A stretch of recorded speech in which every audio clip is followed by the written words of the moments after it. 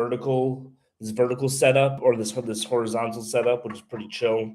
Pretty stoked about it. Real time viewer. Nobody's viewing this live right now. That's crazy. All right. Well, we're just waiting for people to come in. What up, Silas? Silas, what questions do you have for me? Yo, Nick. Nick's here. Nick, what questions do you have for me? Let's kick this off with a good question. Let's start this off well.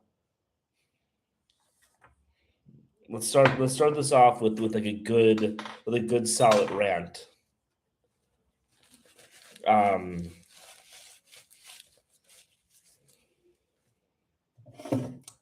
Or not, I guess. For me, I think that like one thing that I'm gonna rant about that's not travel related is more of just like a thing with it being a creator. Sorry, I'm feeling sick. Is that like I'll I'll make a video about something, and then people will like completely misinterpret what I said, and then get angry about the misinterpreted thing that I never said. So, like for example, I just made a video about Carnival in Rio de Janeiro, right? It was like from my last live, and like this dude was just like, "What are you saying? No one should ever go to the southern hemisphere?" And I'm like, "That's clearly not what I'm saying. This is an entire channel dedicated to people traveling to South America. I just said going to this one city at this one time is not a good idea." But anyway, how is living with a Paraguayan trad wife? So my wife isn't Paraguayan; she's Venezuelan, but it's great. I love. I actually asked, do I like Bara Tijuca? I got married in Bara Tijuca. I got married. I got robbed in Leblon, Ipanema. I almost got killed in Copacabana. That's just what happens in Zona Sul to people. It sucks. It's one of the main reasons why I tell people not to stay there. But I haven't been to Bara Tijuca. Weirdly, I spent 5 months in Rio de Janeiro. I think one of the reason why is because the one thing I really wanted to do, I really wanted to like rent a motorcycle and bike and like motorbike down to Barra de Juca because renting a bike in Asia is incredibly easy to do. People will ask me like, "Hey, do I need like a driver's license?" I'm like, "Bro, this is Asia." Once you understand Asia, you know that that's a ridiculous question to ask.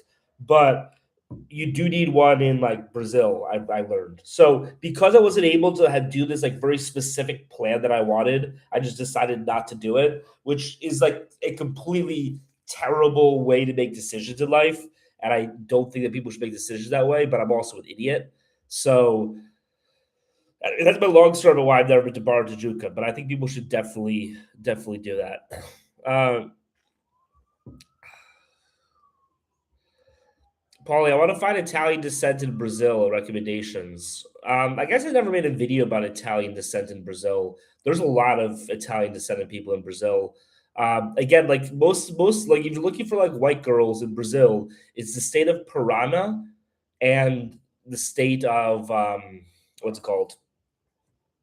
Rio Grande do Sul. Um, I've been to bad parts of Minneapolis and Chicago. How does that compare to sketchy places abroad? Honestly, like so this is one of my favorite rants. I'm gearing up for this. I'm getting ready for this one. No, but like people have this conception, and this was the case 50 years ago. People have this conception, right? That like, for example, New York, I mean, America is the nicest places to go to, and then like Europe, and then like Asia, then South America, and then like Africa, and then the Middle East, and then Africa, right? Basically, in terms of safeness, right? The problem is, and I don't want to get too much into politics on this live, but the problem is in the past 30 years, Europe and America has imported so much of the Middle East and Africa into their countries that, like, you know what I mean? Like, sure, there are obviously still really nice parts of America. I'm not saying there aren't. I'm just saying that, like, it's not all first world people in a first world country in America anymore. It's a lot more dangerous than that. Would you recommend going Colombia solo first time? I have flights in March. Yeah, dude, I did Colombia solo my first time. When are your flights in March, man? I can because if you're going in March, then we can you can go to my group trip. Passport Daddy.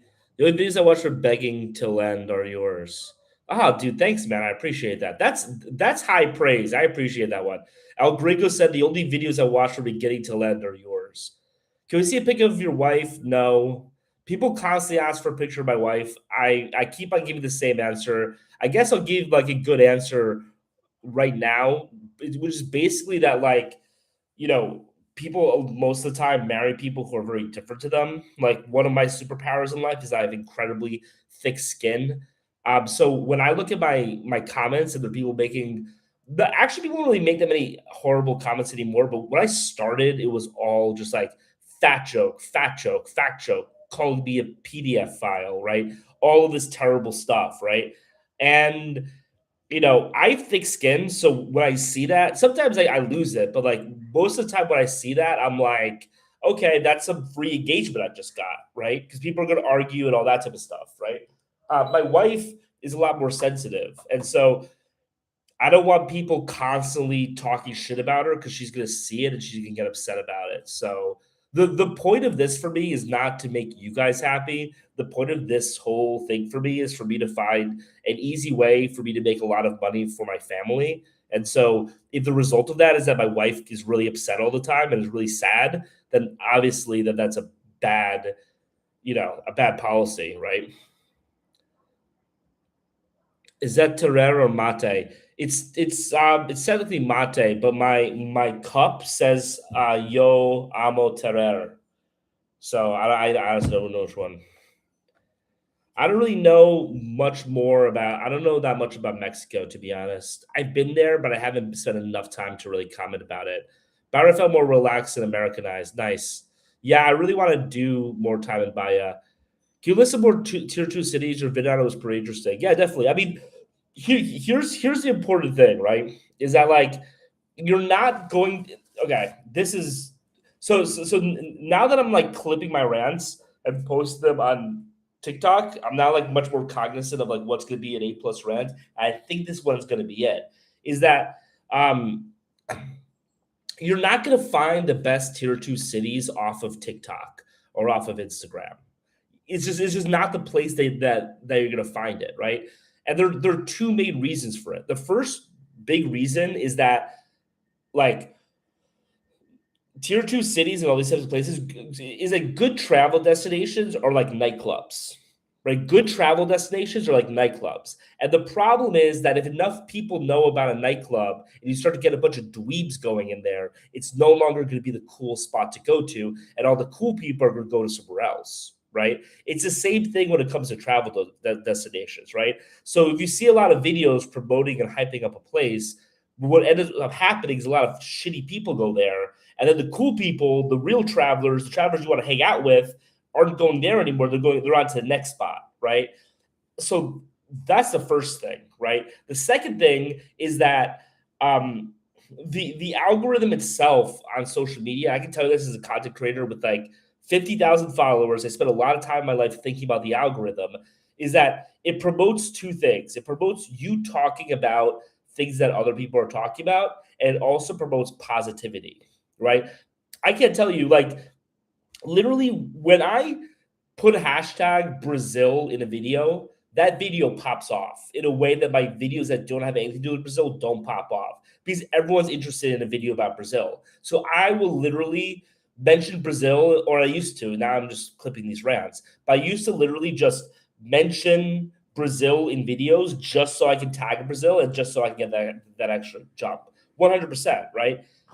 There are a lot of people, and so like that's me, the most ethical way try to hack that. There are a lot of people who don't have that ethics, who literally just be like, yeah, man, I know Medellin sucks, but I know that if I talk about Medellin, everyone's going to watch the video, so I'm just going to keep on talking about Medellin, right? And then on top of that, the negative videos sometimes go viral. When you have a creator like me who kind of has like a reputation, like those videos can go viral. Like when I talk about how much I hate Medellin, those videos go viral. But for most creators, when they talk about a place and they're not hyping up that place, especially if you're like 10,000 followers below, you're not going to get virality, right? The way to get virality on TikTok is to talk about a place that everyone else is going to and say really cool things about it so that people share that video with other people and are like, hey man, we should go here, right? That's like the trick, right? And I made a video about like all the Lafayette videos recently, right? But the point of it is that that's what all the creators are optimizing for. So if you are making your travel decisions purely based off of like specific places that people mention on TikTok, especially for picking up girls, you're gonna have a bad time, right? What you need to do instead is to watch videos like mine and like get a general understanding of what are good travel practices, good places to go, those types of things, right? And then based off of that, go to places, start mapping out your own mental model of the world, and then also build out your own community of passport bros and expats who can give you the most up-to-date information, right? That's really the best way of finding out which are the best cities to pick up girls today. That was a good rant, man. How many times have I been to Brazil? I spent like 7 months there, like 4 times. My guys got mate. So I'm just gonna quickly just like rapid fire go through things until I find something that like I want to respond to. Bro, why does everyone tell me their height? Stop telling me your height. I don't care about your height. Sorry, everybody keeps on telling me my height, their heights, which I think is weird. Minneapolis is just like Paraguay or Bolivia. I don't know, man. Minneapolis is filled with Somalians. I haven't seen a single Somalian in Paraguay. Y'all are nosy, 100%. A lot of times when I do these catch ups, I'll be like really behind the comments. So, who else is looking to buy a wife, bro? Like, I really hate when like people like make these types of comments because like you're making the rest of us look bad, and it's like this is not an attitude that the rest of us have. How did you break through the initial challenges of posting on TikTok? I kind of like already like told like I don't like to talk too much about creating on TikTok, not because I don't want to like give away any secrets, just because like I just don't think it's particularly interesting. But I used to post like 4, 5, 6 times a day, bro. You need to like post as much as possible. Where have you spent the most time at? Abroad, I've spent 7 months in Brazil, 8 months in Paraguay, like 2 or 3 years in Poland. I've spent 3 months in Thailand, 2 months in Bali. Those are kind of the places I've been the most. You're the GOAT.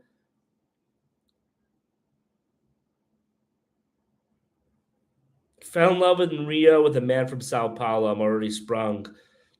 We got some passport gals in the chat. I'm already a passport sis. Welcome to the club. We're happy to have you. Is April a good time to go to Medellin? I'll tell you the best time to go to Medellin is book your flight on February 30th. Don't book your flight to Medellin on any other day except for February 30th. That's the only day you should be going to Medellin. I want to go to Vietnam. I want to go back to Vietnam, man. Best place to get a wife in Paraguay. Go to Capita. Okay. We are the dweebs. Nah, dude, what are you talking about? Me being a dweeb? I'm not a dweeb, bro. I need travel buddies. If you need travel buddies, you need to go to the link in my bio and you need to join my Discord and you will find travel buddies there. People on my Discord are planning trips together. Honestly, I wanted to plug the Discord when like I made that huge rant, but I just didn't feel like it. But like that's a good place to meet people who want to travel together.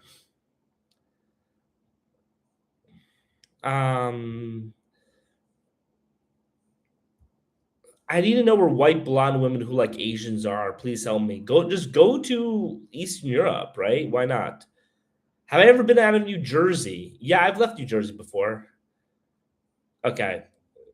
These are like I apologize. I'm not getting some good questions for rants. I feel like I've answered a lot of questions. I want to go on a rant now.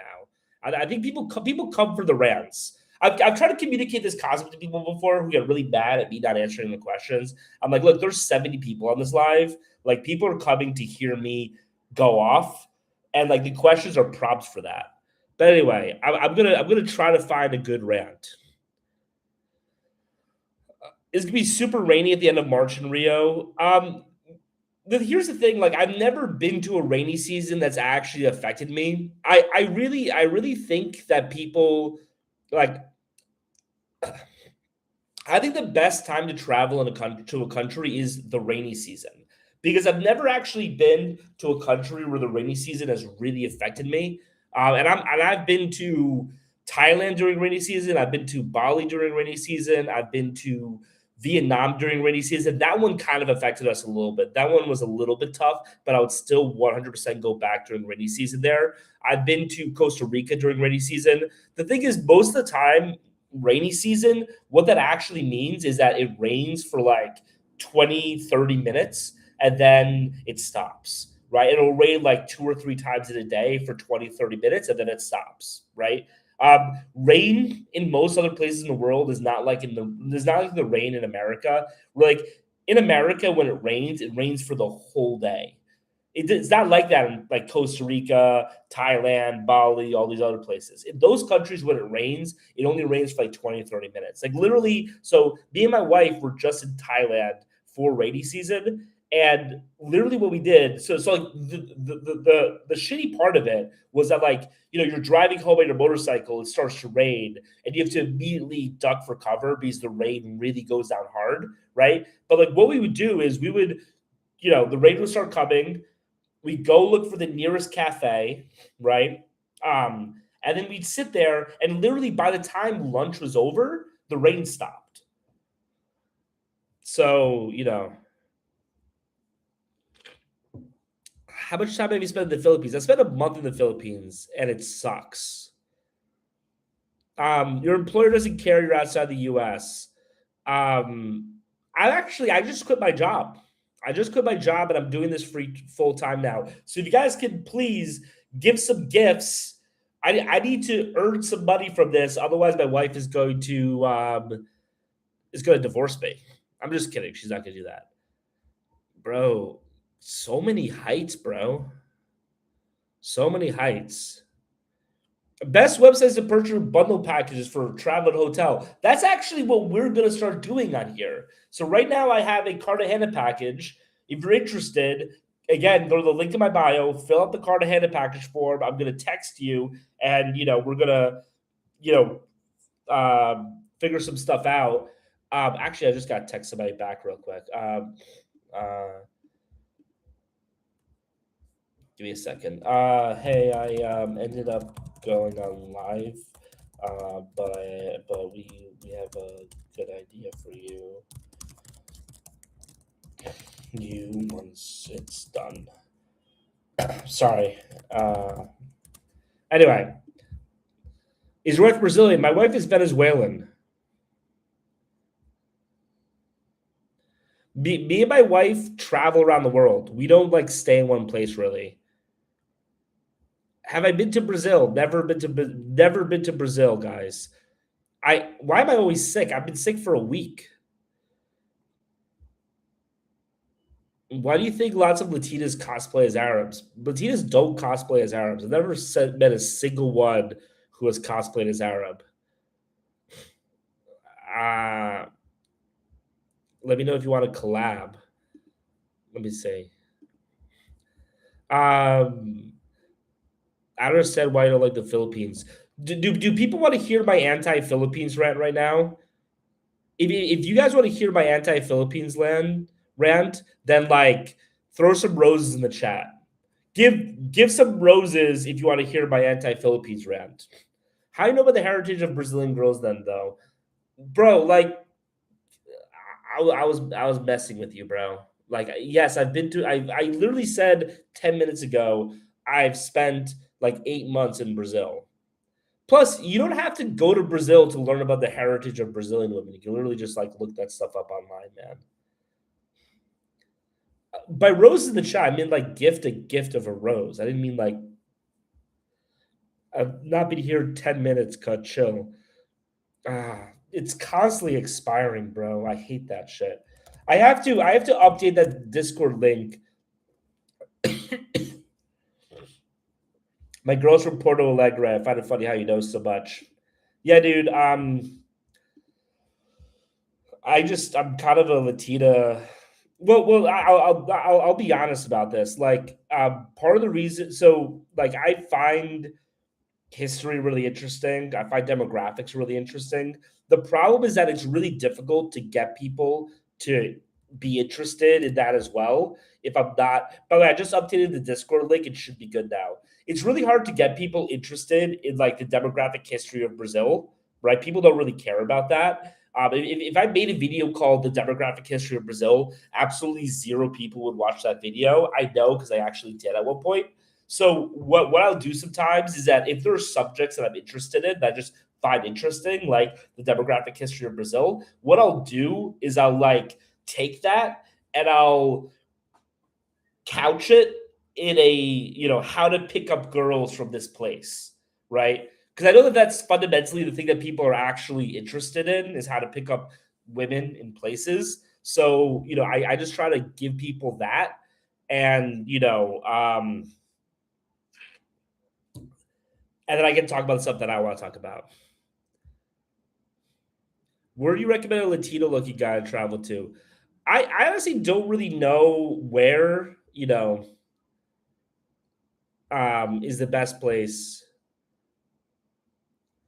Bro, you're the same type of tism as me. I find demography and history super interesting. Yeah, dude, I'm a history nerd. To be honest, like what I found is that like because no one else is really interested in the stuff that I'm interested in, like if I'm trying to go viral, I just try to speak the language other people are interested in.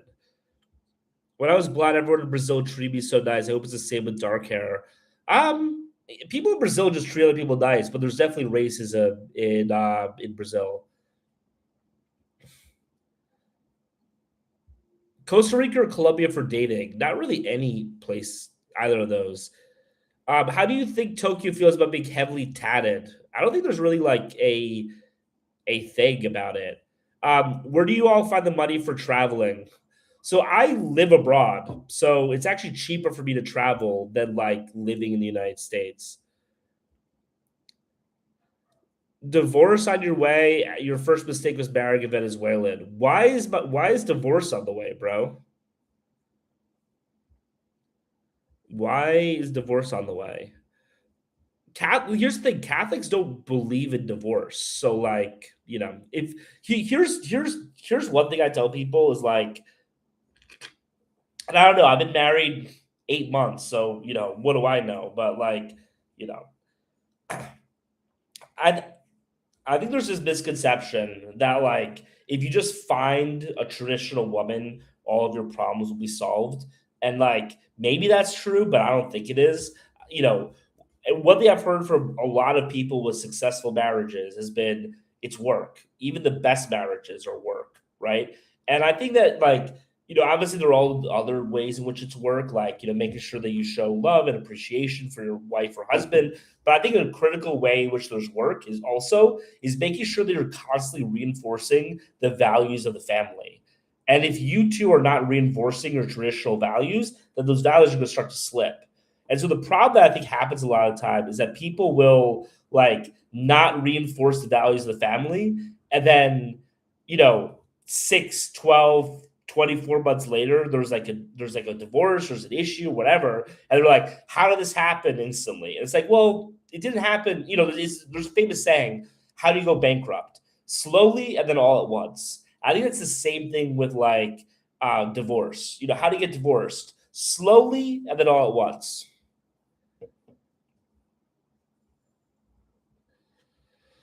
Excited about the trip coming up in March. Talk about it. Nice, Joel. Oh, Joel's on the live now. All right, so Joel, I'll tell you this.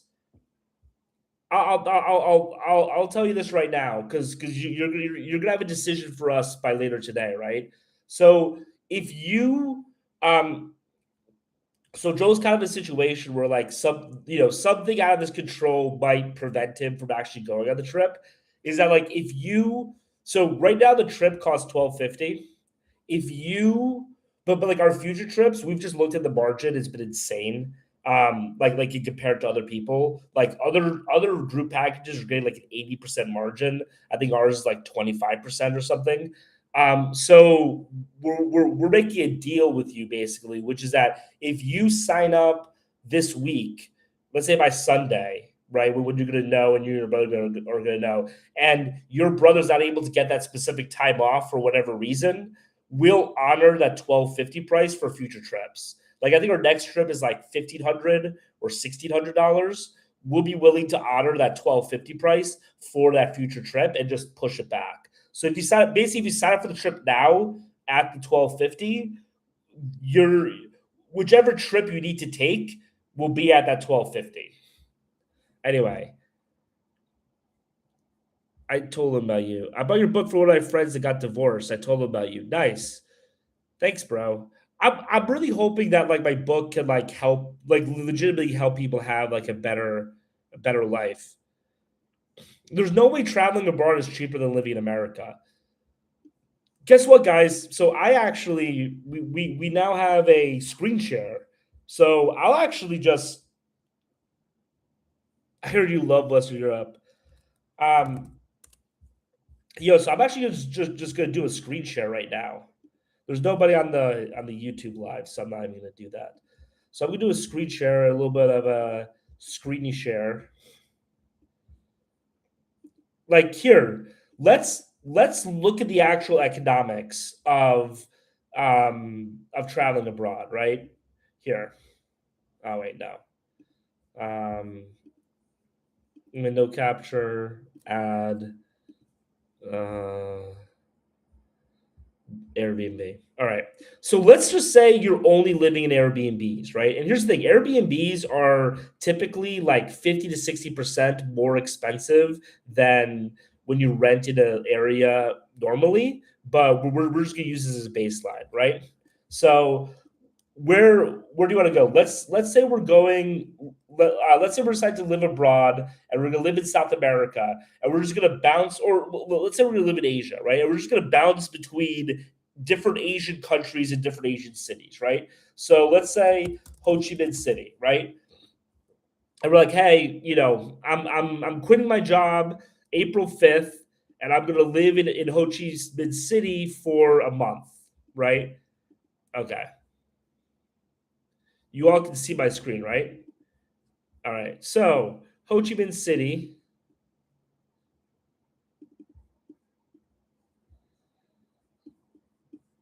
I'm not the Ho Chi Minh City like expert, so who knows? But 550. Okay, so here's the thing: we need to do filters. We need to do an entire house. Let me know if you guys don't find this interesting. But you know, okay. So entire homes, Ho Chi Minh City by the river, which is like the nice part of Ho Chi Minh City. I'm guessing, right? Um, okay. So this is a studio. We don't want a studio. We're talking about like actually like enjoying living abroad. Is this a studio? This is a studio. How about this place? Is this a studio too, or all these studios? I mean, this is a little bit less of a studio. Okay, let's say you're living here, right? But if you're living here, you're living alone, right? So you don't have roommates, right? So here you go. This is 660 a month, right? Let's do Craigslist and let's do Los Angeles, right?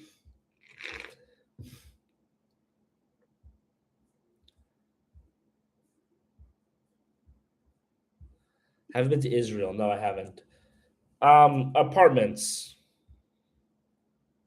So obviously, you're not gonna be able to get even a studio in Los Angeles for $700 a night. But like, look, this is the first apartment. This is somebody living with other people, right? You'd be living with two other people, and you're paying $1,300 a month in Los Angeles, right? Or we can look at another option, right? Let's look at some of the cheaper options.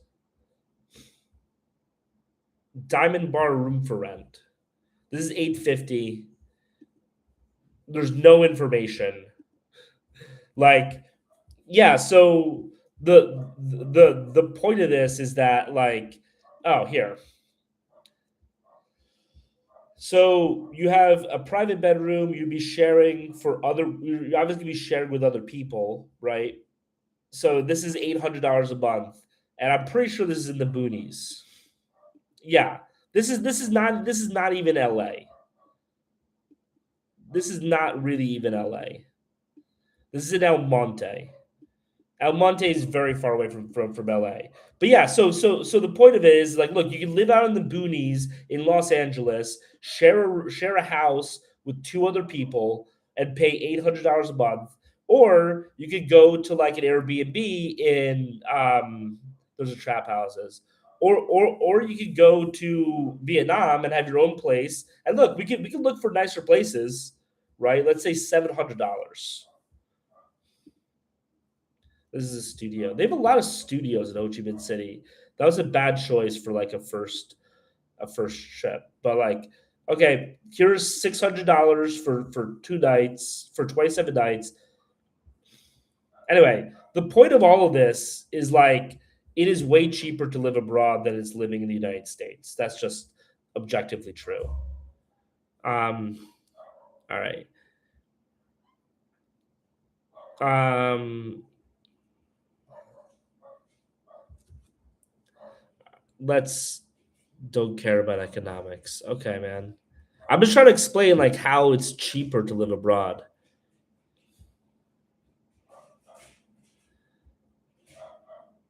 I have a friend who wants to go to Thailand for 13-year-olds.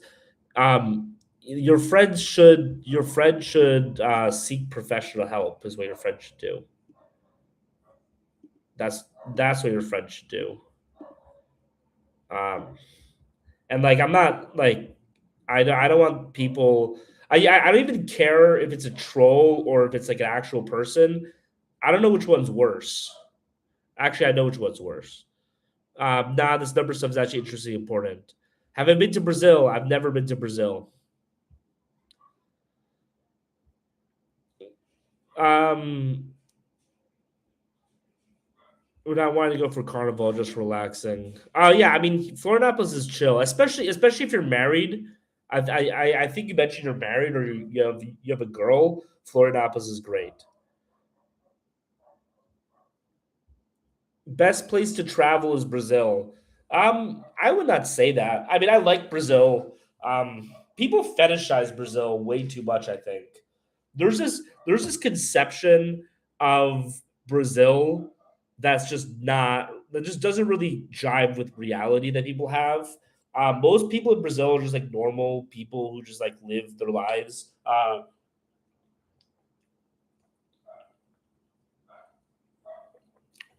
People think that like Brazilian women are the hottest women in the world. Um, oh wait, James, when are you going to Floripa? Because I might have to go to Floripa in March. I have a client who lives there. Yeah. Okay, we need some good. Somebody give me like a good prompt for a rant. We haven't had a rant in a while, and someone put some roses too.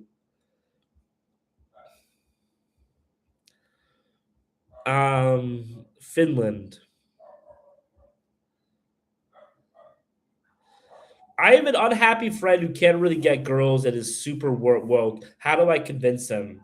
Okay, I mean, this is actually a pretty good prompt. Wow, people are dropping like flies. I'm just really not characteristic, charismatic today. Um, so the rant about your woke friend who doesn't get girls is that like fundamentally the way to change his mind is not through arguments. One thing I think people have to realize is that people don't really change their mind about stuff through argumentation. At least most, at least the big things in your life. Maybe they'll change their mind about small stuff, but people don't even do that. But like people don't change their mind about big stuff in life through arguments. People change their mind about stuff through um, their material uh,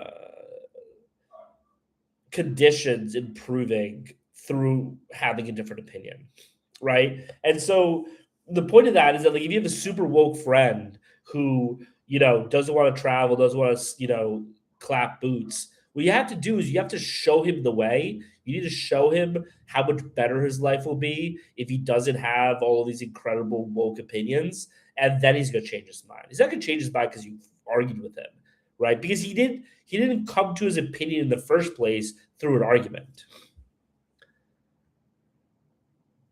Getting girls and having empty connections with them really isn't that enjoyable. Yeah, I mean, I kind of agree, but um, but here's the thing that like I think that a lot of people just kind of need to clap a lot of boots and meet a lot of women before they're able to settle down, before they're able to realize that you actually need to have some like a real relationship, right? So that's why I talk about clapping boots. Honestly, is I think that there are a lot of dudes who haven't seen a tit in like 5 years, and it's like, yeah, maybe you need a wife right now, but what you fundamentally need a lot more is you need, some physical connection. Human beings, here's the thing, right? Human beings were not created to have the lack of physical connection that we have, in our lives. You know what I mean? Like even like married people in healthy relationships have a fraction of the physical, intimacy that like people as human beings were created to have. People who are single and have been living in an apartment for years alone without touching a tit, like, and those people go crazy. It's like, yeah, obviously, why wouldn't you go crazy? You know what I mean? Why wouldn't those people go crazy if they, live that type of lifestyle? Um, Do you ever fear you push this fetishization with your account, even if it's not your intention? I mean, that's an interesting question, right? So I think that what happens, I mean, yes and no, right? Like, what I think happens is that you basically have two categories of people. You have the category of people who like fetishize Latinas or relate to Latinas, and then like go to Colombia and like spend money on proxies, right? And like, okay, like what's really the harm of that, right? If anything, it's like bringing money into those communities. I mean, there is there's some long term harm with that I kind of wrestle with, but like, that's not like a really short term harmful thing, right? But then you have this other group of people, and to be honest, that's kind of where I was before I moved out to Latin America, where you kind of have this fetishization and you have this conception of like, oh, Latinas. And then you move down here and you realize that like reality doesn't really conform to the image they've created in your mind, but the actual reality is a lot more beautiful, a lot more interesting than the fetish, right? And then those people, end up falling actually in love with Latin America and end up staying here. But the problem is they wouldn't have fallen in love with Latin America if they hadn't fetishized it first, because the fetishization is what is the thing that is bringing them to Latin America. You know what I mean? You have to realize that like just going around and just being like, oh, here are all these like great cultural aspects of Latin America. People will be like, oh, that's cool, but like, people aren't going to actually like move down to Latin America based off of that. But if you're like, yeah, bro, don't you want to, you know, clap some Latina cheeks? Your life is your life, no matter where you live. It is what you make of it. That is so incredibly not true. That's so incredibly not true. And like there are small examples and big examples that I can use that can disprove that notion. Because I hear that a lot. People will tell me it's like, yeah, man, your life is your life no matter where you are. It doesn't really matter if you live in America or live abroad. And it's like that's not true. And here's some micro and macro examples, right? Like let's say you're serving life in prison and someone was like, "Yeah, man, I really want to get out of prison and be free again." Would you be like, "Yeah, man, your life is your life, no matter where you are"? It's like, I mean, kind of, sure, but like, I also would much rather live a life that's not in prison, right? And you can be like, "Oh, that's prison." Okay, let's take a less radical example. Let's take an example like communist Russia, right? Like that's actually a society. That's not literal prison. That's actually a society, right? But your life is not your life, no matter what you make of it in communist Russia. Because I'm not calling Russia today communist. I'm saying Russia 50 years ago, right? So no, like your material conditions are affected by the society in which you live in, and your material conditions have a noticeable impact on your quality of life.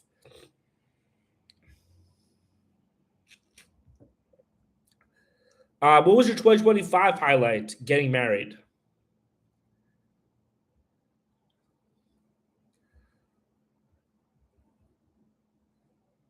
What do you think about people romanticizing favelas or poverty in Brazil? I don't even know what you mean by that.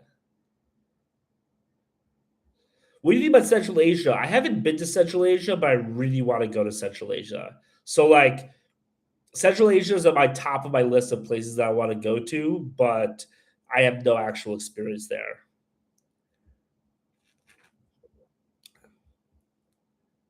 Um,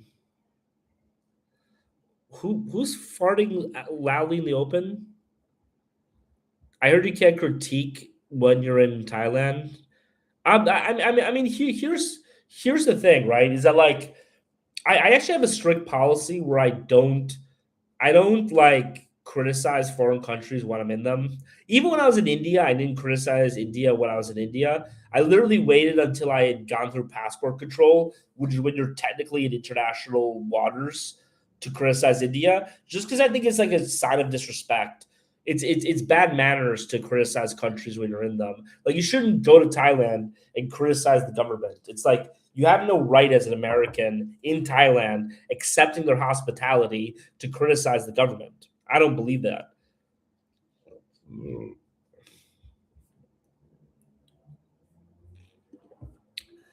When you travel, do you use American or European passport? American. How dangerous is Colombia compared to Venezuela? Bro, how long do you think you need to stay to get to know a place? I think it's like 6 months. I think you can get to know a place pretty well within a month, to be honest. Um, like even like Thailand, like I spent a month there. I got to know it pretty well. I then ended up spending another month there, and I don't think my understanding of Thailand really changed that dramatically between 30 days and 60 days. I spent 7 months in Paraguay, and I don't think I really understand it that much better than like places that I've spent a month in. Have you been to an African safari? No. Do you own a car or ride Bolt or Uber? Um, I'm in a different country pretty much every month, so no, I ride Bolt or. What languages do I speak? English, remedial Polish, and conversational Spanish.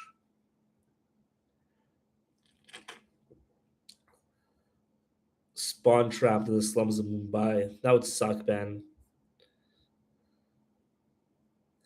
What do you do for a phone? I pay for the international plan, man. It sucks. The international plan sucks, but I do it.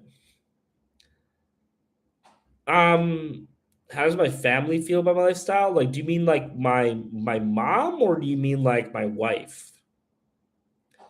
What's my favorite country right now?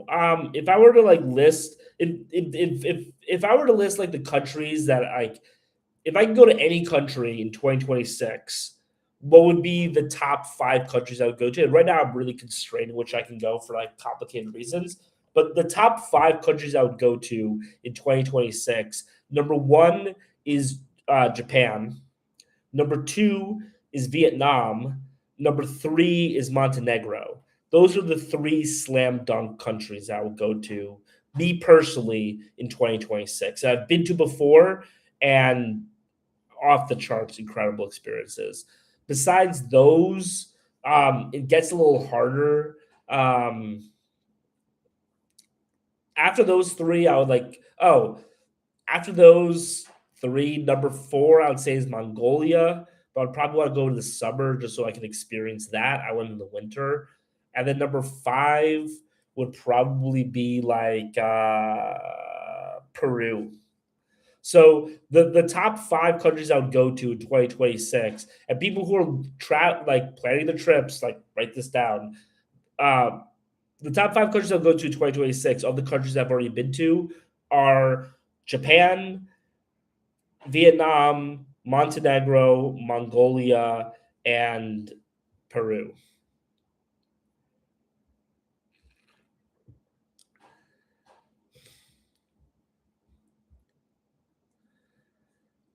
Is it true Brazilian girls are very likely to cheat? Yeah.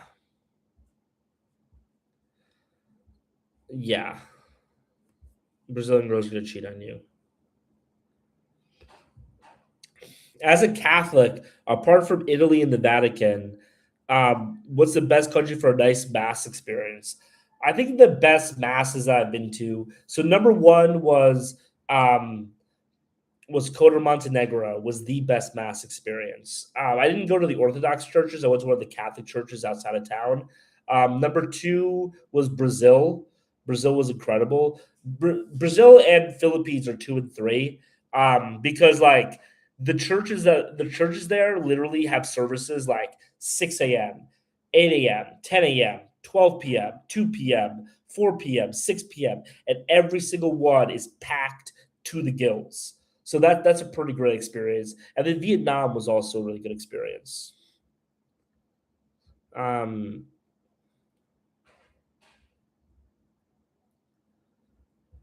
does your wife travel with you? Yes. How old is she? 27. Why don't you post her? Um, I I don't want her to be subject to internet trolls. Osaka or Tokyo?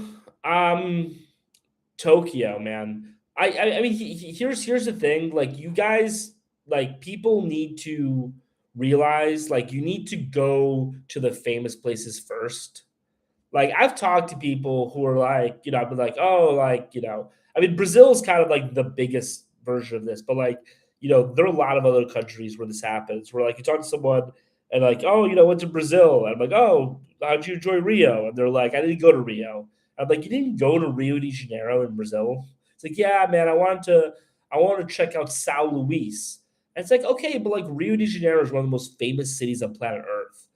You should go there. You should try it out. You know what I mean? Or like somebody who's like, oh man, like I went to I'm trying to think of a good example. I can't think of any top of my head right now. I went to South Korea, but I didn't go to Seoul. It's like, oh man, you're so cool for not going to the most famous place in South Korea where like 50% of the population lives. You know what I mean? Like, go to the famous places. They're famous for a reason. Mom, dad, siblings, family you grew up with. I don't really care what they think, man. I'm married now. Like, once you get married, literally the only thing that becomes important to you is A, the opinion of your wife and your future kids, and B, your ability to put food on the table. Nothing else is important. I don't really care what anyone thinks about me. Number four, Latvia. I guess we're doing a Latvia round. So I was talking earlier today about like um, the best way to get shared to get a lot of views on the TikTok algorithm is basically by creating content that everyone else is talking about and creating it in a way that people want to share with other people, right? So literally all the Latvia content that you see online is people from India who believe that by posting a lot of Latvia content, getting a lot of engagement, they'll be able to get a lot of money from the algorithms, right? And I've never seen a single video of a single passport bro saying, "Yeah, man, I went to Latvia, I met all these women," or like a single woman in Latvia being like, "Oh, we have this shortage of men, we need more men in Latvia." All I've ever seen are these Indian videos, like this Indian AI slop. One of the easiest way to know if your video is made by an Indian is if it uses an AI voiceover instead of a real voiceover. By the way,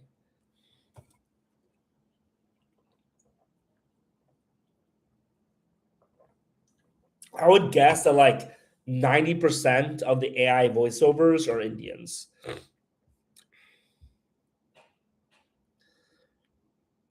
Why did you go to India? I went to India because I just need to try it out, bro. You know what I mean? Like you can't have an opinion about a place, especially as someone who like travels the world. I can't have an opinion about a place that I've never been to. You know what I mean? But now that I've been there, I can say for sure it's a shithole. Do I do online coaching? Yes. Um there's something in my link tree. I'm gonna change it actually right now from mentorship program to coaching. Coaching. Anyway, it's on my link tree. It's the third form there right now. So, Indians just can't catch a break. Yeah, man. I don't, I don't like Indians. Am I traumatized? Um, sorry, I forgot about what specifically. About India? India sucks. So yeah, I'm a little traumatized. What about Kuala Lumpur or Singapore? I love both Kuala Lumpur and Singapore. The way I would describe it is that like if you're super wealthy, go to Singapore. If you're not super wealthy, go to Kuala Lumpur. Kuala Lumpur is kind of I think the beautiful thing about Kuala Lumpur personally is that like people talk a lot about price differences, but I think what's more important is value per dollar spent.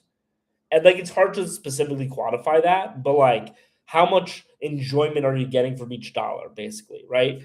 And Kuala Lumpur and Singapore, in my opinion, both have some of the highest value for dollar in the world, right? And basically, the difference between Kuala Lumpur and Singapore is how much money you have to spend in both places, right? Singapore, you have to spend a lot more money, but you also get a lot more value. Um,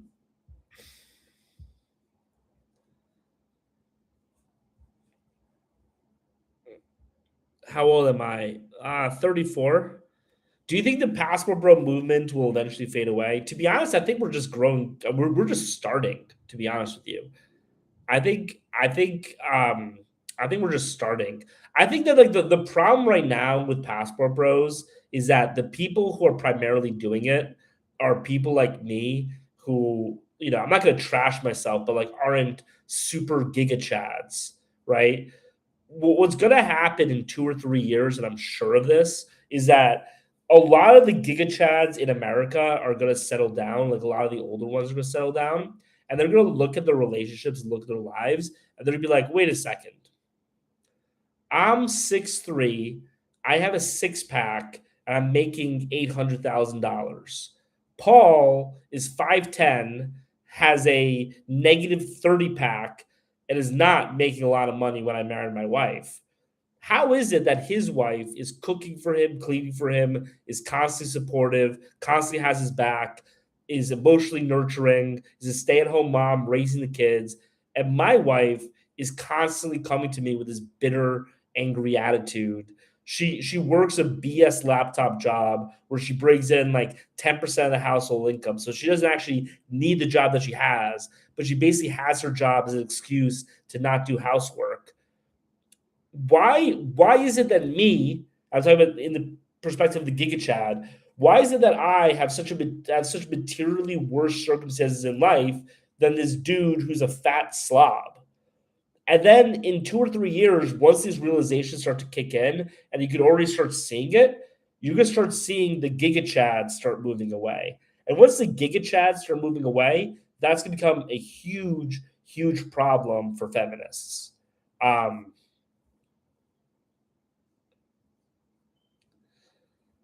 Bro, stop telling me your heights. Do you take a laptop with you for all your internet stuff? Yeah. Thoughts on passportpoppy.usa? Um, you're hot. Thanks, Ashley. Um, I won't tell my wife about that one. Because she'll fly to where you are and like set your house on fire. She's Venezuelan. But passportpoppy.usa. I don't really follow other creators, if I would be completely honest. I just focus on my own stuff. So, you know, What's the best device to play video games on as an expat they can travel with?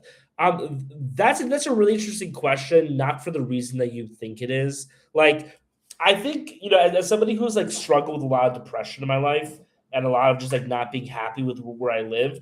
Looking back at my life, there's so many telltale signs that you're depressed and you're unhappy with where you are in life. And I think that's really critical to understand those signs and how they're manifesting. And one of the biggest manifestations of those signs is playing way too many video games. Um, and well, I actually just realized I'm playing a lot of video games now. Maybe I'm unhappy, but no, I'm actually pretty happy right now. But um, anyway, like playing a lot of video games is one of the telltale signs. Gambling is one of the telltale signs. Obviously, using a lot of marijuana, other types of substances is a telltale sign that you're not happy, you're depressed with where you are. Drinking, all of these things, right? And I think that the important thing is to realize that once you're happy and once you're in like a more of like an emotionally stable state, then you're not going to need those things as much. You know what I mean? And so the answer to the question of like, what's the best device to play video games with is not any specific device. The answer to the question is to stop being in a place in your life where you want to play video games. It's to fix the issues that are making you want to spend your time playing video games, right?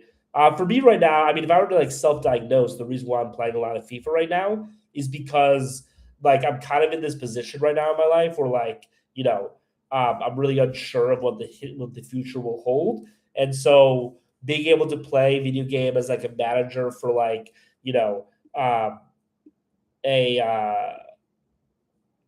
soccer team gives me at least some stability in the game that um, you know, I don't really have in my life right now because I literally just quit my job to do this full time. But like, does that make sense, right? That like once you're like more happy and like emotionally healthy, you will want to play video games, and so the goal should be like so. One last thing about this before I move on. Like I literally before I left, I was literally playing FIFA like 4 or 5 hours a day. And then I left my Xbox in America because I was like, I'm traveling now. I don't want an Xbox. Um, you don't like your mom and dad. No, it's not that I don't like my mom and dad. Is that like you get to a point as a man where you're now grown up and you now have a family of your own, and so the opinions of your parents don't matter to you anymore because you have these other concerns that are important, right? You're no longer the son in your life. You're now the man in your life, right? And that's like a really big difference that occurs in your life as like a profound difference in the way that you approach life. A lot of time, a lot of time you use the internet game because you just don't have anything better to do than for those 2 3 hours. That's true.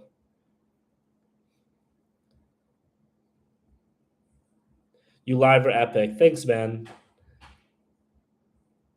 So it seems that Friday is not really popping, which is nice because like I might just start doing lives from Sunday to Thursday, and then me and my wife can like go out and have like a date night on Friday night. um, Rose is in the chat. I mean like roses like like rose gifts. If you would prefer Sunday through Friday instead of Monday through Friday. I mean Sunday through Thursday instead of Monday through Friday.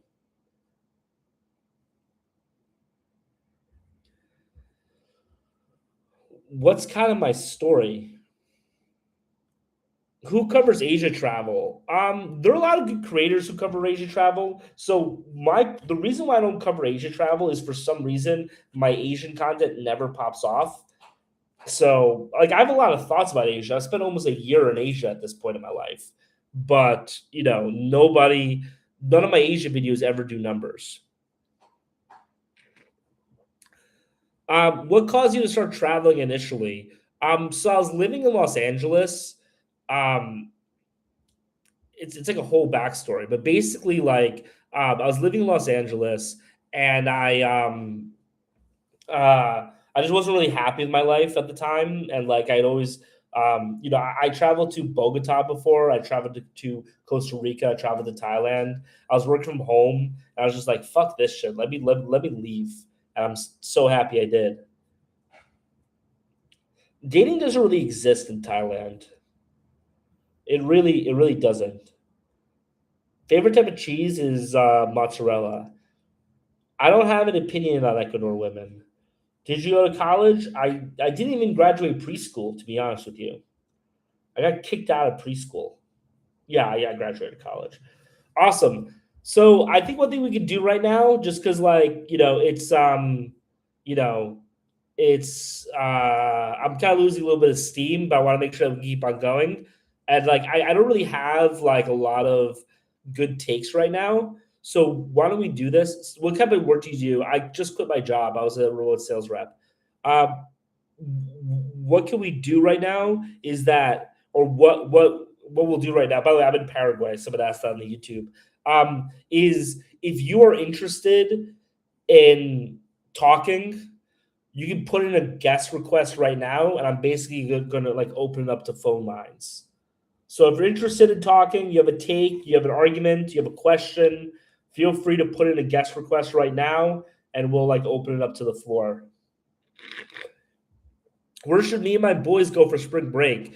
You should go to Cartagena, and you should sign up for a group travel package in Cartagena. What are the best places for a mentally stable girlfriend? Yeah, you can ask a question there, bro. But I mean, a lot of people like to like talk. So, um, Paul, yeah, I've heard you talk a lot about how great Morocco is. Can you give us more information about why it's great? So yeah, I mean, Morocco. I mean, look, a lot of people have like a lot of these like different criteria, different things that they kind of want, from travel locations. I think fundamentally you're looking for a few things. The first one is that it's cheap. The second one is that it's pretty. The third one is that there's like nice stuff to do there, right? Like that's fundamentally what you're looking for in any place you travel to. And so, you know, if you Morocco kind of has all of those things. So it's it's cheap, it's pretty. There's stuff to do. There's beautiful women. You're the goat officially. Thanks, man. Is it Morocco a Muslim country? Yeah, I mean it's complicated, man. Things are complicated. The world is complicated. You know what I mean? The world is a complicated place. Like you have a lot of like sexually liberated women that I think are a lot more conservative than like a lot of the conservative women in other countries. Um, so yeah. Anyway, no one wants to be a guest. People usually like I'll invite one guest and like I get 500 different guest requests. Best jobs for expats. The best job for an expat, in my opinion, is a remote sales rep. And the reason is because like a good remote sales rep or a good sales rep is worth so much more, like so much to a company that they're willing to like have you live abroad if you're able to like close business for them. Because there's a one-to-one relationship between how good your rep is and how much money you're making as a company, which is fundamentally what matters the most. If you're a engineer, first of all, most engineers aren't actually that good. And second of all, like if you're an engineer, they're trying to wring as much productivity out of you as humanly possible. If you're a sales rep, they don't really care about that much. Most of the sweatshop factories for sales reps, like you know, well, with the sweatshop factories, you work for them for like 6 months, 12 months in order to get experience, but then you go somewhere else and you actually sell in those other places, right? The places that are real high ticket, like where you're getting like $3,000-$4,000 commission on a deal, They don't want you, sitting down at a desk making, 1,000 calls a day. They want you relaxed, happy, taking 2 to 3 calls a day, of which you close like $50,000. But in order to do that, you need to be able to perform.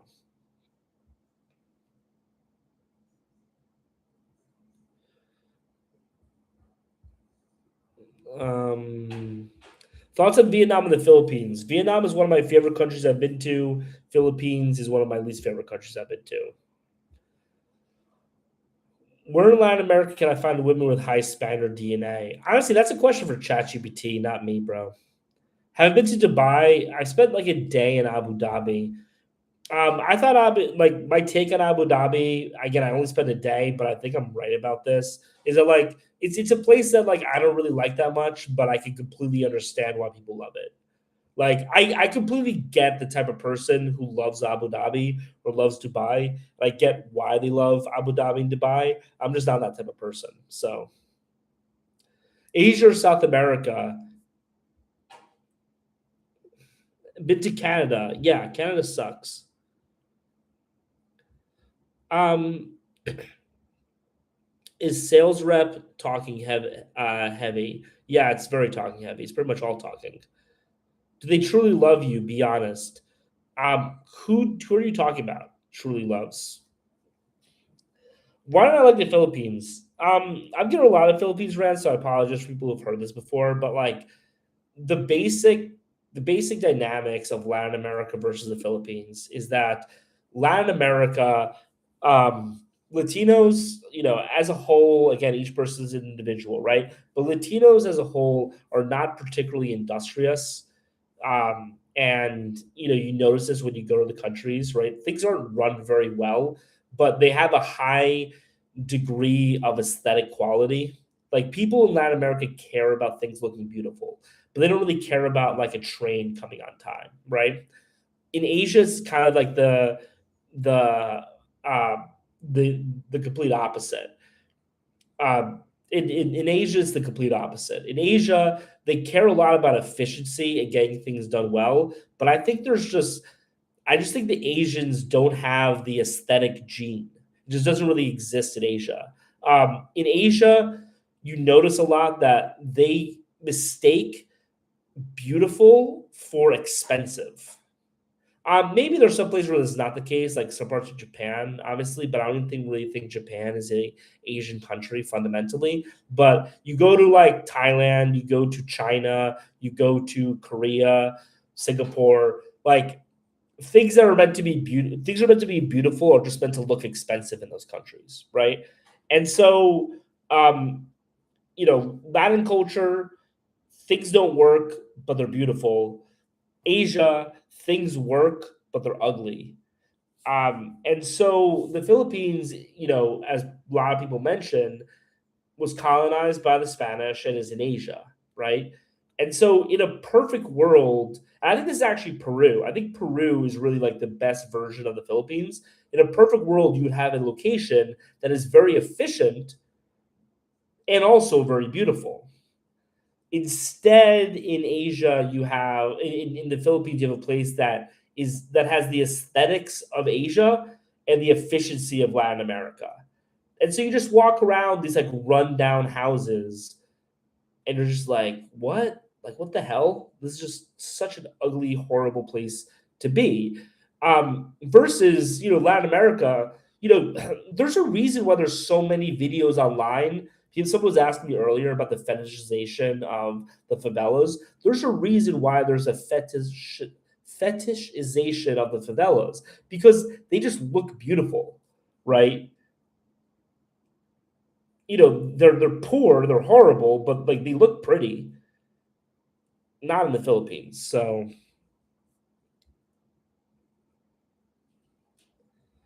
I'm in Peru right now and I love it, but I miss my Filipinas. The one thing that the Philippines has um over Peru is that Peruvian women are notoriously, ugly, but the Filipinas are very attractive. Although they're not actually as attractive as the girls you see on social media. The girls you see on social media are like the top 1% of attractiveness.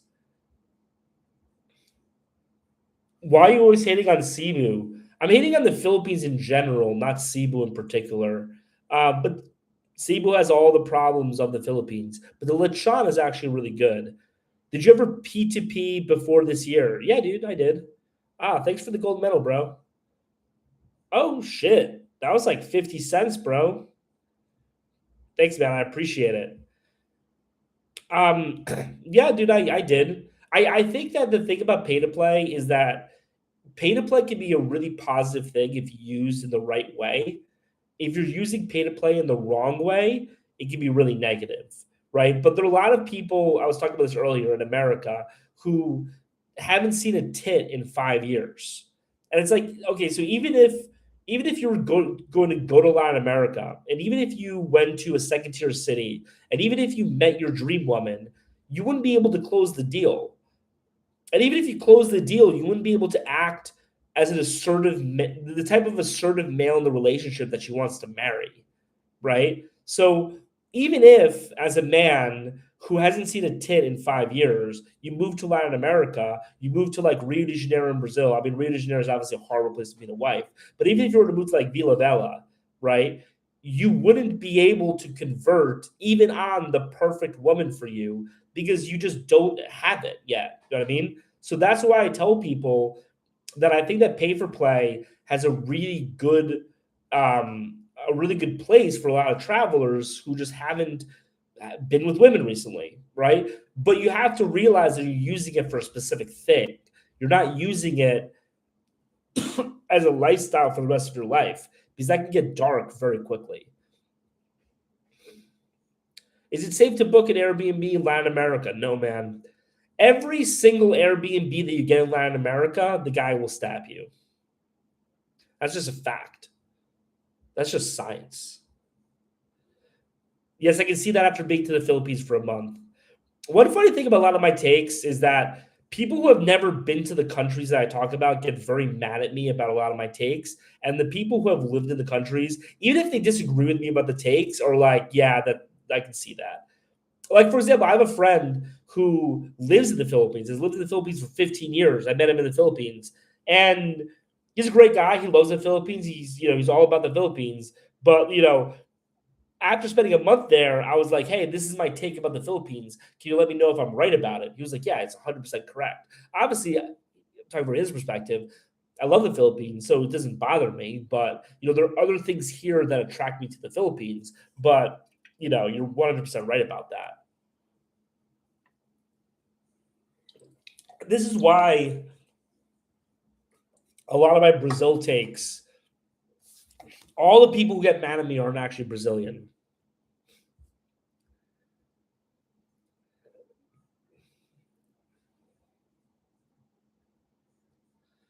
Stop, bro. Airbnb is safe. I almost died laughing hearing you say that. Yeah, dude. I mean, like, I'm sorry. I'm just bitchy, I guess, today. There's some questions I'm just not going to respond to well.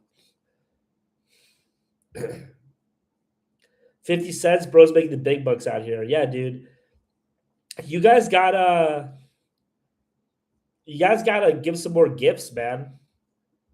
Cebu has some nice ocean views. Yeah, but the beaches in Cebu, correct me if I'm wrong. I haven't been to the beach in Cebu, but the beach in Cebu is like 35 minutes away from the actual city, right? Me and my wife spent a month in Puerto Princesa because we thought that that was closer to the beach. But even in Puerto Princesa, you have to drive 40 minutes to get to the beach. Now, is it some of the most beautiful drives you've ever done in your life? Yes. Is it some of the most beautiful beaches you've ever been to in your life? Yes. Palawan, Philippines is the most beautiful beach that I've been to in my entire life. That being said, it's still very hard for me to justify myself going back. Rick MB, message retracted. What was the message that you wanted to they retracted?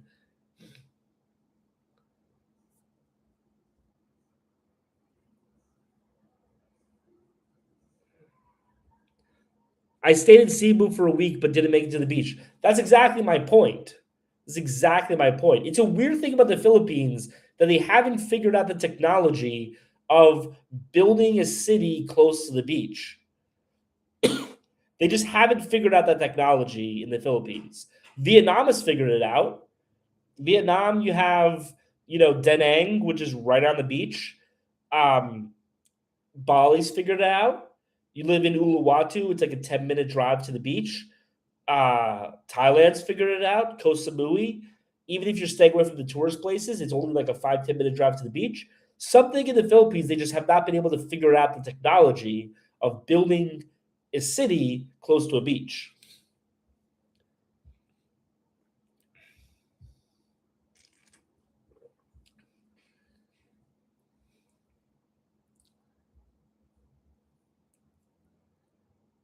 If you had to spend a month in Asia, what countries would you visit? Number one, Vietnam. Number two, Bali. Number three, Malaysia. Well, where's the best food you've tried? Japan. Japan is 100% the best country for food by far. And I mean, part of it is just like I love sushi. Sushi is my favorite food on planet Earth, and Japan has incredible sushi that's incredibly cheap. But you know, Japan has the large. I'll say this. This is the best way of explaining it. Japan has the largest delta between the quality of the food that the quality of the local food that you're going to find everywhere else, and the quality of the food that you're going to find in Japan. Right? Number two is India. The food in India is great, which should show you how horrible India is. That a fat person like me, who thinks India is the second best food country, still hates India this much. Um. Anyway, there's a good question that like,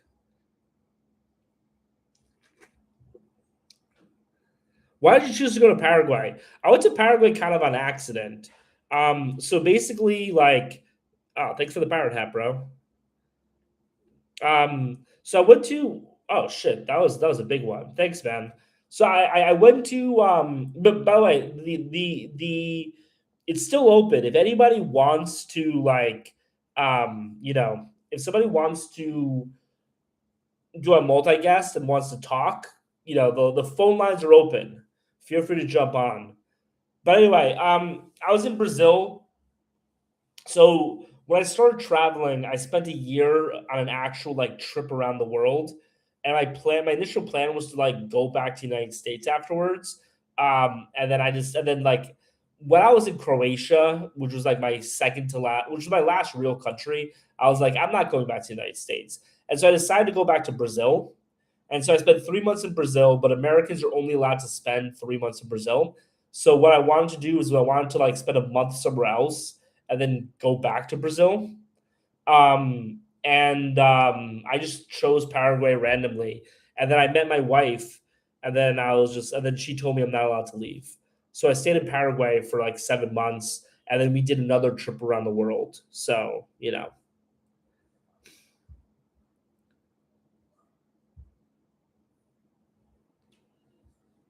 Napoli's the best food city. That's actually like a sore spot with me right now. I'm not gonna get into it, but you gotta recommend Nantucket for the Passport Bros. That's ridiculous.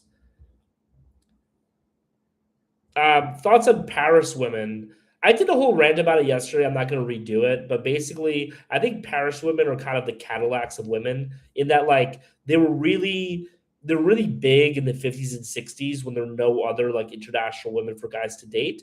But now that they're Asians and Latinas, which are in order to draw the analogy, like Ferraris, Mercedes, Lexuses, all that other type of stuff, no one really cares about Cadillacs anymore. Like Cadillacs aren't really a status symbol anymore. So the same way that like French girls just aren't really like a thing that guys kind of drool over anymore because we have Asians and Latinas. If you lived in the countryside of the Philippines, it takes 30 minutes just to get to the beach. Yeah, dude. We spent a month in Palawan, in Puerto Princesa, 30 minutes to the beach. Um, what's the worst airport I've been to? Probably Manila. Manila had a really bad airport. I really hated the airport in Manila. Um, I actually really hate the Abu Dhabi airport. The Abu Dhabi was a really bad airport, and the reason is because so typically people typically bad airports or places that are just like ugly, and the Dubai airport's not ugly at all. The Dubai airport, the Abu Dhabi airport's really beautiful. The problem with it is just like it's not actually designed very well.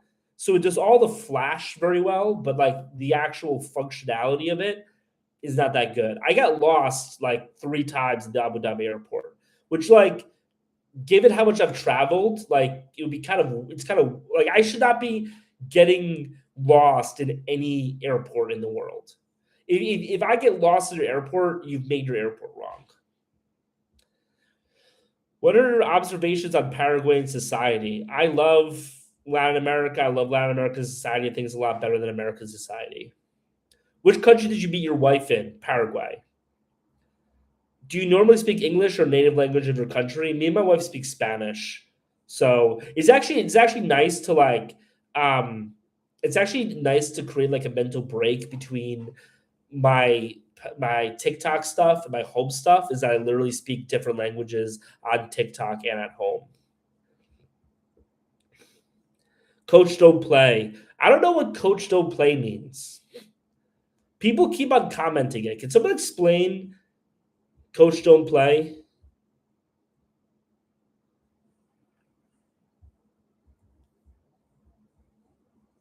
Don't you think your perspective on humans is parasitic consumerism? You know, man, I'm going to invite you to. No, I can't invite you actually. No, my perspective on humans is actually opposite from parasitic consumerism.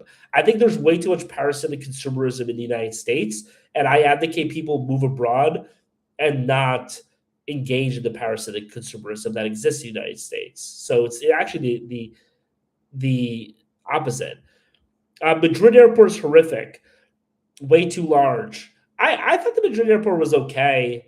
Maybe all of my stuff was just close together. I didn't think it was way too large. I think the South Korean airport is way too large. And Seoul or Incheon is way too large. Any first world city should not have a train in their airport. Or rather, the only time you should take a train in an airport is if something went wrong, right? Like, for example, you accidentally went to Terminal 1 when you should be in Terminal 3, right? Like, okay, that's like setting up a train for that. That's a good system, right? But you should have the option of just taking your Uber to the place that you need to go and not having to take a train, right? So any place that you need to have a train is structured very poorly. And so that's my problem with Incheon Airport is one of my least favorite airports. I grade airports on a curve. So Asia has the best airports in the world. There's no question about it. Um, and so um, if I go to an airport in Asia and it's not great, I judge it a lot more harshly. Why can't you get Latinas in the United States? I don't believe that Latinas exist in the United States. The Latinas that you meet in the United States are Ameritinas. And the problem with Ameritinas is that they have all the negative qualities of Latinas and they have all the negative qualities of American girls at the same time, right? They've been infected with a lot of the liberalism, a lot of the feminism, a lot of the negative attitudes, a lot of the pro divorce, pro breakdown of the family attitudes that passport bros are specifically moving abroad in order to get away from. While at the same time, those women also have a lot of the hot temper, spiciness of Latinas abroad, right? So it's literally the worst of both worlds. You have a woman who's constantly jealous, constantly screaming at you, constantly nagging you, while at the same time, has all this feminism BS that you left or you want to leave the United States in order to get away from, right? They don't really have Latinas in the United States don't really have the type of traditional family values that passport bros are moving abroad in order to meet from women. So why can't I get Latinas in the United States? Like they aren't Latinas, they are Ameritinas. They're literally the worst of both worlds. Did you try Chile or Bolivia? I'm going to Bolivia tomorrow. I'm actually in 24 hours. I'm going to be on my way to Bolivia. Will you be speaking English with our children? Man, that's like a whole thing. Yo, ¿qué acento tienes en español? Yo tengo un acento de gringo. Um, el acento de Venezuela es lo más fácil para mí porque que tú piensas de eso, 80-90% de español que yo escucho en mi vida estaba mi esposa, estaba mi suegra, estaba la familia de mi esposa. Esa porque yo entiendo el acento de Venezuela más mayor. Ese mismo acento de Colombia y Panamá también. El acento de Chile está imposible por mí por entender. Yo tenía un llamar con un cliente que vive en Chile y él dije, oh, ¿quieres cambiar de inglés a español? Y yo pienso, sí, ¿por qué no? Teníamos un socio de él que solo habla español y hablamos el español de Chile y yo no entiendo nada. Después, 30 segundos, yo digo, perdóname, necesitamos cambiar a inglés. Está un, una lengua diferente. Um, I actually thought Delhi was the worst airport. I haven't been to the Delhi airport. I've been to the Mumbai airport. It was obviously so. Here's my defense of the Mumbai airport. I actually think the Mumbai airport is one of the best airports in the world because it's the airport that you go to leave India.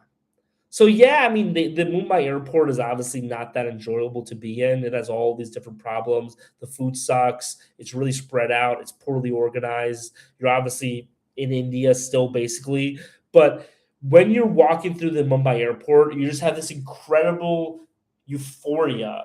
You're like, finally, I'm leaving India. Finally, I'm able to not be in India anymore. And so because of that euphoria, like I think the greatest drug on earth is that feeling that you get when you finally have passed through passport control to leave India. So yeah, the Mumbai airport is, objectively through a lot of these objective metrics, a pretty bad airport to go to. But like the fact that you are leaving India by its very nature makes the Mumbai airport one of the best airports on planet Earth. Does that make sense?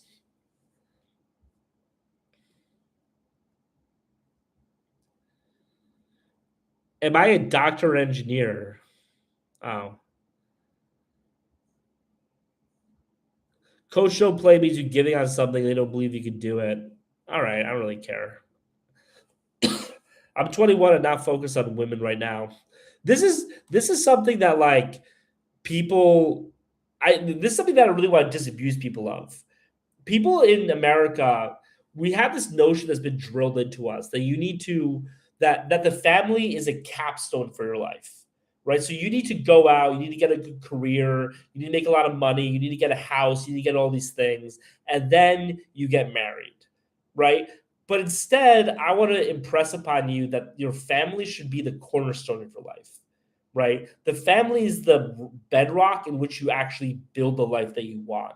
So I think men, as somebody who spent my 20s dating around and only got married in my 30s, one thing I would highly recommend guys is to not do that, is to get married as quickly as possible and find a woman because when you're so there are a lot of different benefits to this, right? The first one is that when you're in your early 20s and she's in her early 20s, you're both still unmolded clay, right? And the truth of the matter is there's no such thing as a soulmate.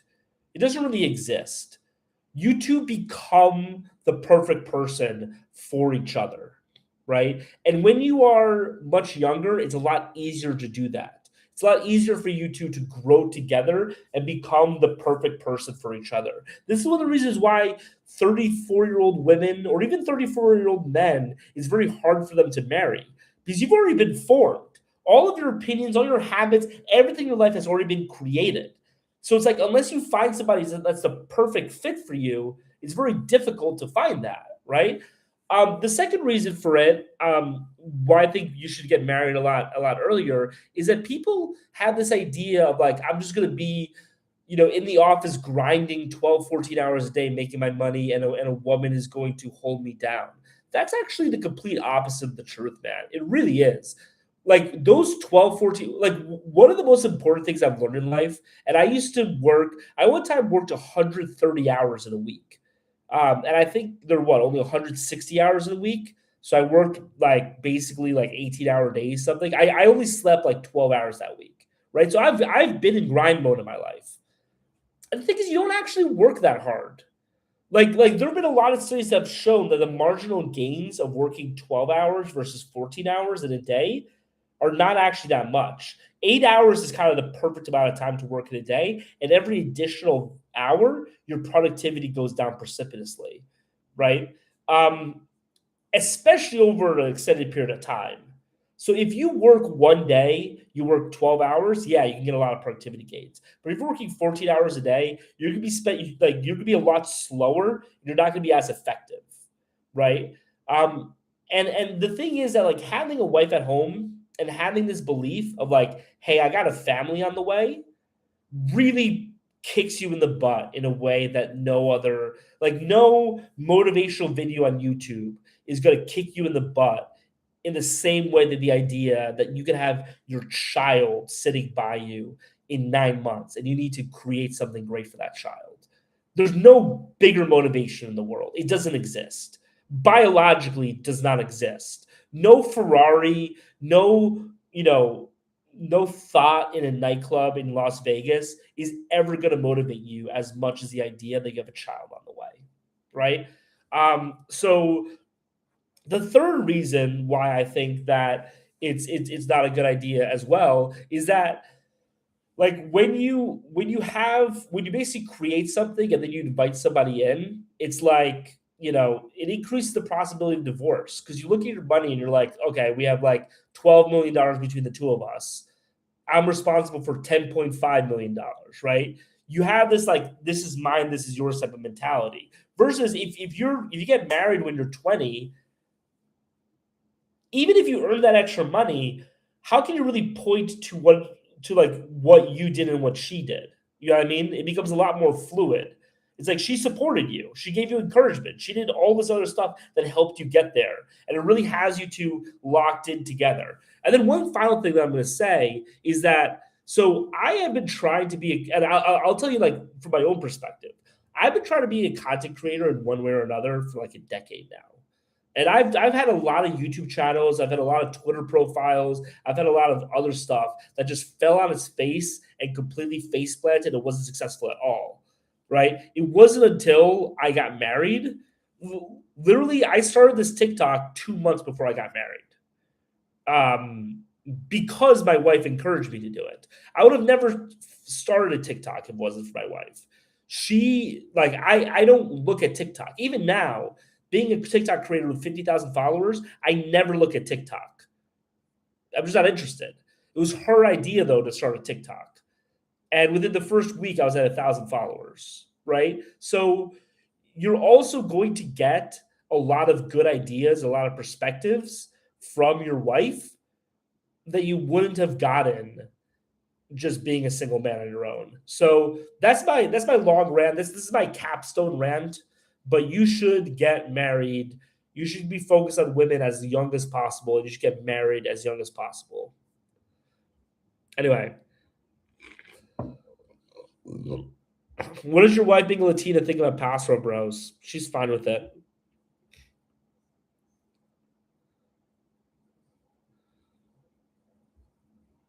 Good evening, man. Until that kid yells at you,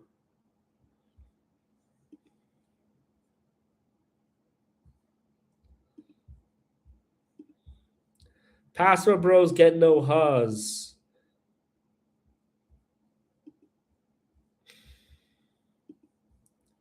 Charlie, I just invited you. Career max. But again, that's what I said is that you're gonna be able to get anyway. You sound like I miss India.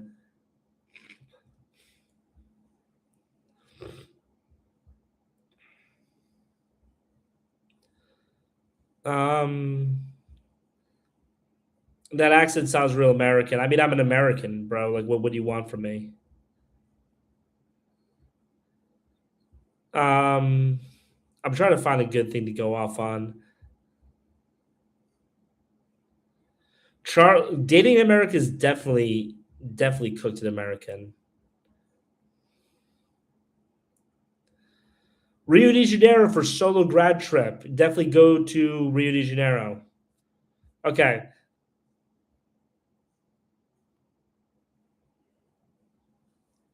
I don't know what the Ukraine question. I don't really understand what that means, but I think most of my answers are hilarious. Do you only go off on South American countries? Honestly, the videos that I make about South America get a lot more engagement than the videos I make about Asia or Eastern Europe. So, sorry, I don't speak to people who break scales. Okay, bro. Um, so this dude just really wants to troll in the chat, but he's too much of a pussy to actually defend any of his opinions. So I just want you to know, chat guy, that we all think you're a little bitch. Oh, someone asked if you'd rather spend 2 years on the Ukraine front lines or live in India. I would 100% rather spend it in the Ukraine front lines. Have you been to Japan? Yeah, Japan's one of my favorite countries on earth.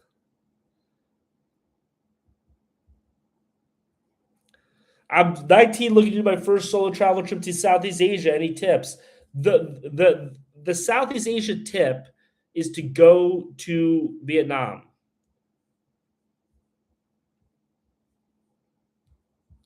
What makes you the expert? The expert on what? Are,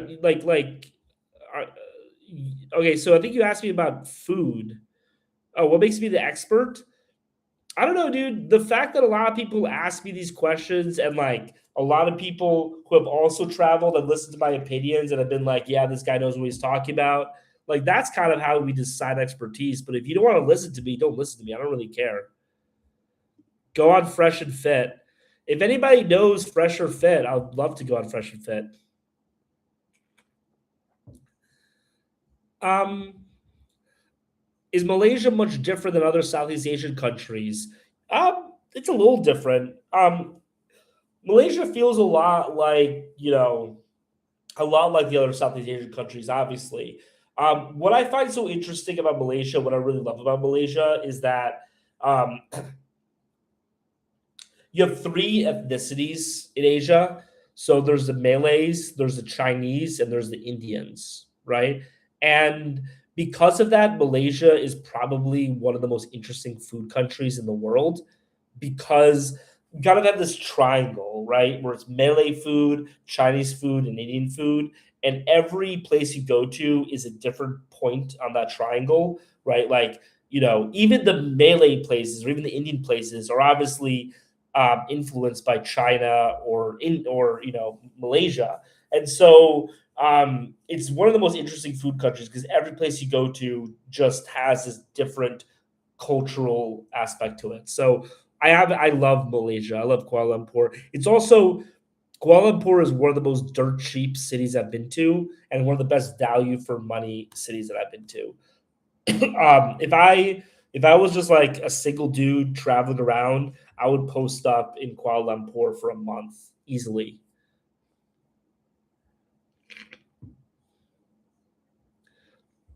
Were you actually able to bag 9 10s even though you're large? Yep. Decide to head over to Lima, Peru, and live in Miraflores and learn how to surf.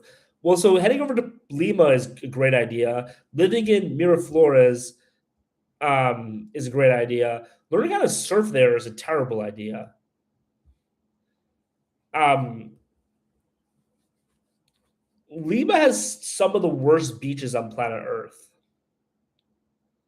It's really horrible. Is Bali too much of a tourist trap?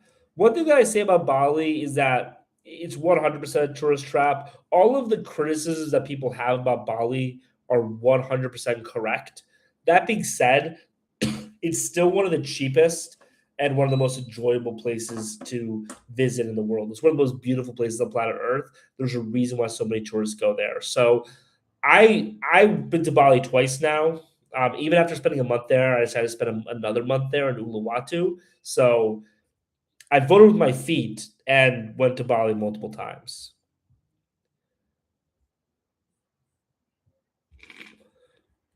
Yeah, it was chill. So I've made this point a lot of times, bro, and like I'm not offended by it. You asked it very politely.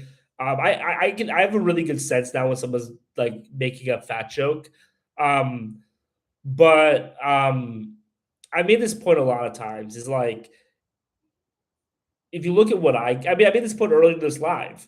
If you look at what I was able to pull looking like this, imagine what you're able to pull.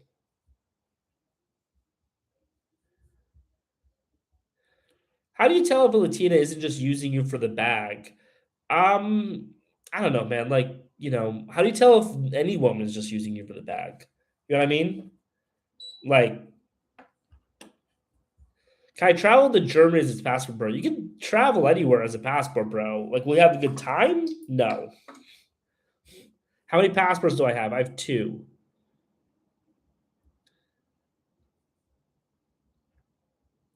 Could a relationship with a single mom work? Should I avoid it? I'm in one. Yeah, 100% it can work. I mean, like, yeah, it can 100% work. I think there's a lot of arguments. Like I've heard arguments from people that single moms are kind of the best people to have relationships with, and like I definitely see the argument. I'm married to a woman who doesn't have a child, but if you want to be that guy, if you want to step up, good on you.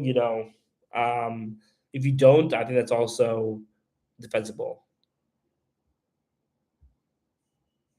Even with an American passport, people think that Germany is like a third world country.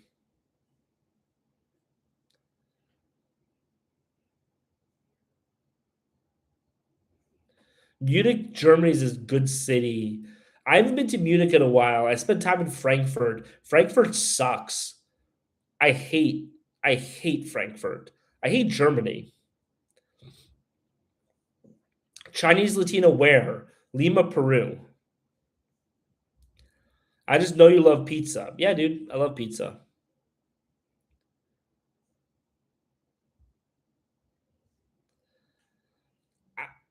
Dude, this is the literal worst channel to talk about how to date American women. The entire purpose of this channel is to tell people to not date American women.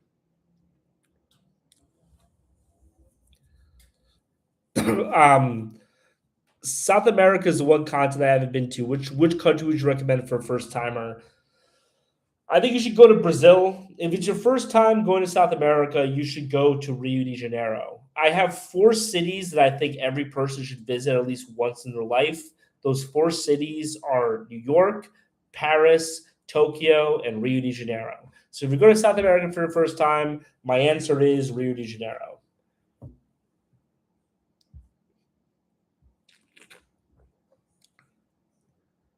We're in Europe, if not to Germany, bro. You shouldn't go to Europe, is what I'm saying. The only thing I need is a Japanese girl to complete my Infinity Stones. Any tips? Go to a small town in Japan, I think. Or if you don't care, just do pay for play. Japan is a really difficult country to get huz in. Um, I've heard this from guys who are way more attractive than me. That all of my friends have you know struck out there.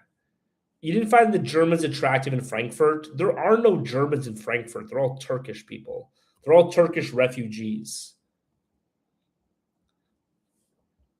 Chileans are funny because Chileans have this huge.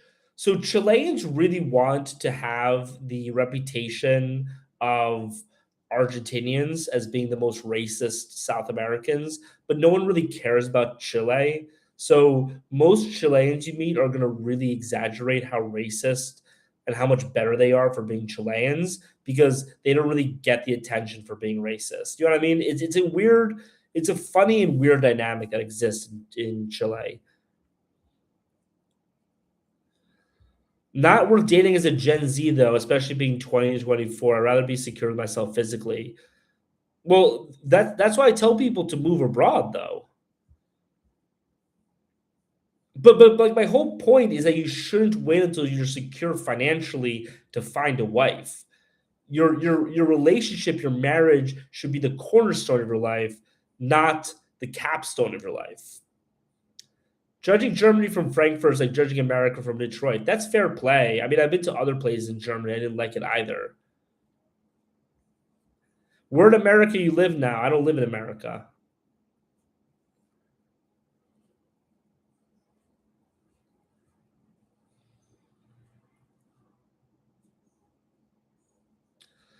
Bro, I've been to Europe. It's actually good because women like men and they have equality culture. I th- this is what's so frustrating about liberals is that liberals and like progressives and leftists phrase their political ideology as just the correct thing, right? So if you talk to a liberal, they want to force you with your language to admit that you're wrong, right? They're like, well, I believe in equality, and it's like, well, no, I mean, so if I disagree with the feminist construction of society in America, I don't believe in equality. I believe in equality between the sexes, but the equality of this between the sexes that I believe in is just a different equality than what you believe in.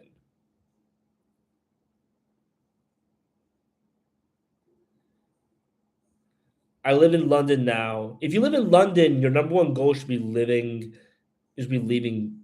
London.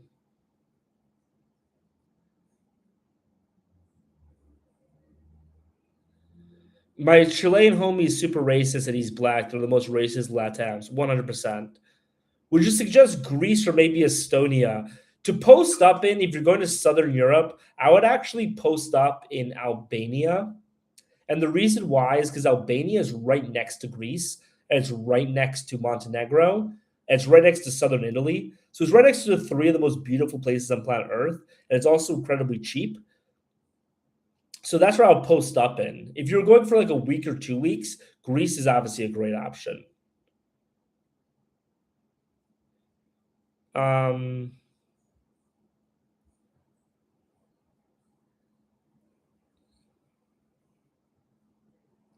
and the right doesn't, lol, bro. No, not really.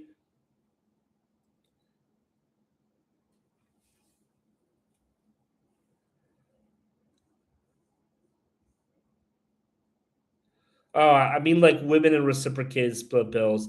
Okay, I just went on a rant for nothing. I apologize for that.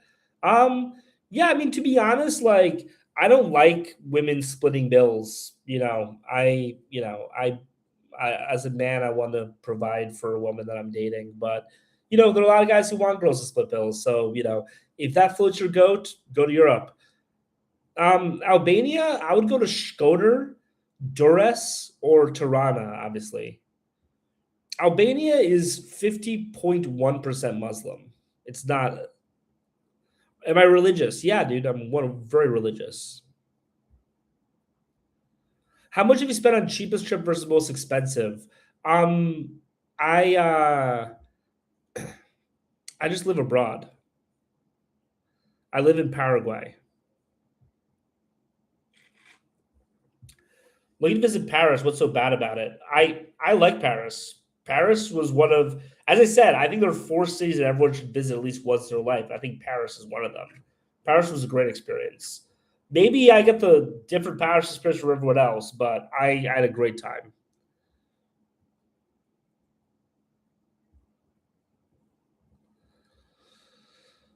Um, Buenos Aires is a bottom three Latam city to live in. I would never live in Buenos Aires. What's a place you wouldn't recommend? Buenos Aires. I'm gonna save Paris since I have my wife. That's actually a good distinction to make. You should only go to Paris when you have a girlfriend or a wife. There's no need to go to Paris as a single man, obviously, but um, but like it is. If you have a wife, it's one of the best places to go on planet Earth. All right, guys. Um, I appreciate everyone joining. You know, but I'm gonna jump off a little bit early today. So I think that like starting next week, starting the week after next week, I'm probably gonna start doing Sundays to Thursdays. I just want to see like what times people are on live the most. So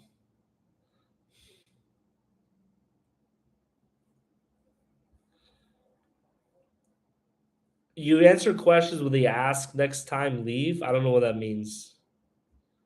Am I drinking yerba mate? Yeah.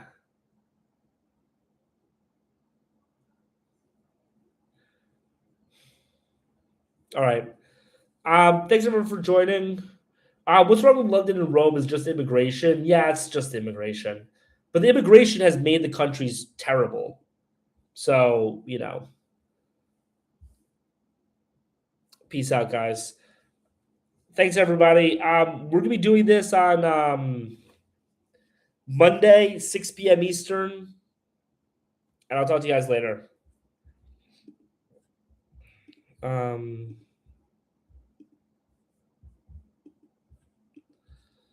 Thanks, guys.